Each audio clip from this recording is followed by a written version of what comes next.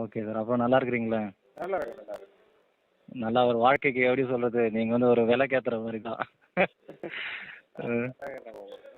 எனக்கு உண்மையா எனக்கு கல்யாணம் ஆயிட்டு போய் ரொம்ப ஒரு பயம் தான் இருந்ததுங்க. நம்மளால உடல் உறவு வச்சுக்க முடியுமா முடியாதா அந்த ஒரு சுச்சுவேஷன் இருந்தவங்க நான் சொன்னேன். நான் அப்போ அதுக்கு ஏற்ற மாதிரி நீங்கள் பொருள் கொடுத்தீங்க, நல்லா தான் இருந்தது. சாப்பிட்டு 3 மாதம் கம்ப்ளீட் பண்ண முடிச்சு நல்லா தான் ஆச்சு. அப்புறம் மேரேஜ் பண்ணேன். எல்லாமே சக்ஸஸ் தான், ஃபெயிலியர் எதுவுமே ஆகலை கடைசி வரைக்கும். சரி சரி சரி. அதனால ரொம்ப சந்தோஷம். தான் 1 வருஷம் கழிச்சு குழந்தை பிறந்துட்டு அப்புறம் தான் சொன்னேன் உங்களுக்கு. அப்படிங்க. சரி பரவாயில்ல, இதெல்லாம் இருக்கும். நல்லதுனால தான் சரி. நல்லது தானே சார், வெளியே ஒரு வாழ்க்கை கொடுக்குற மாதிரி தான். அவங்க எவ்வளோ பேர் குழந்தைலாம் இருக்கிறாங்க.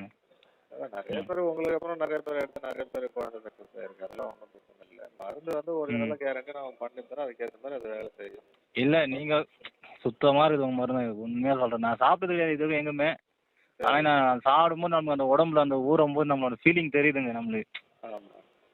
புரியுதுங்களா? நம்ம சாப்பிட்டு ஒரு மருந்து சாப்பிடும்போது அந்த நோய் வந்து குணம் தான் இல்லையா நம்மளுக்கு கிளியராக தெரியுதுங்க. தெரியுங்க. அதாவது எந்த ஒரு மருந்து சாப்பிட்டாலும் ஒரு 15 நாள்ல என்ன மாற்றமா தெரியுங்க, கண்டிப்பாக தெரியுங்க.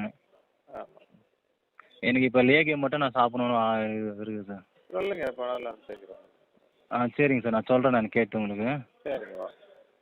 ஓகே சார், ஓகே சார், நன்றி. நன்றி நன்றி.